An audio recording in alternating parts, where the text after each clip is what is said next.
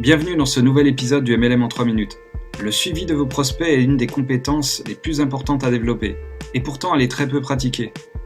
À la fin d'une présentation, vous devez absolument terminer par la prise d'un rendez-vous physique ou téléphonique, autrement votre présentation dans la majorité des cas n'aura servi à rien. En effet, vous aurez toujours environ 80% de vos invités qui ne se seront pas encore décidés à la fin de la présentation, ce qui est tout à fait normal.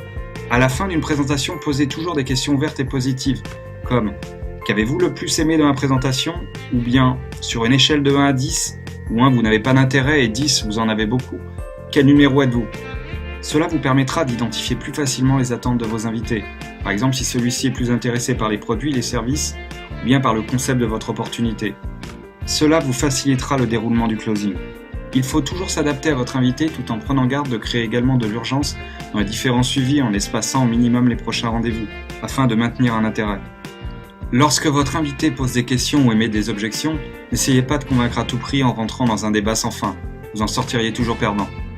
Expliquez plutôt de manière simple et pédagogique, avec des outils par exemple, et faites preuve d'empathie en expliquant par exemple vos débuts, vos erreurs, vos craintes d'échouer, afin que votre invité puisse identifier. Lorsque vos prospects vous objectent le manque de temps, d'argent, de compétences, écoutez-les attentivement pour ensuite donner des exemples d'organisation, des anecdotes inspirantes, bref pour qu'ils visualisent comment le changement pourrait s'opérer dans leur vie grâce à votre opportunité. En parlant avec votre cœur et avec sincérité, en croyant bien sûr en vous-même et en ce que vous faites, vous mettrez toutes les chances de votre côté pour que votre invité rejoigne naturellement votre équipe.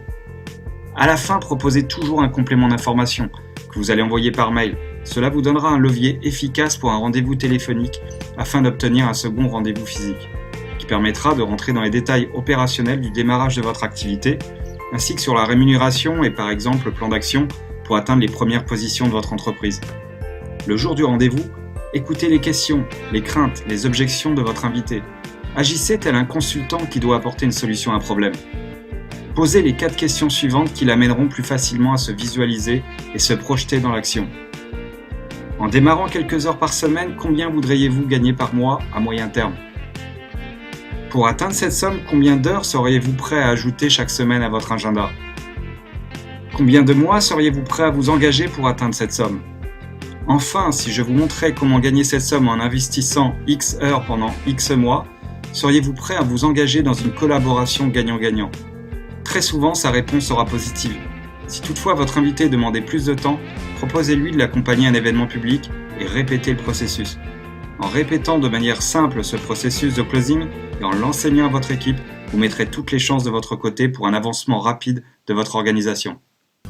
Voilà, si vous avez aimé cette vidéo, n'hésitez pas à cliquer sur j'aime, commenter et partager. À bientôt pour un prochain épisode du MLM en 3 minutes.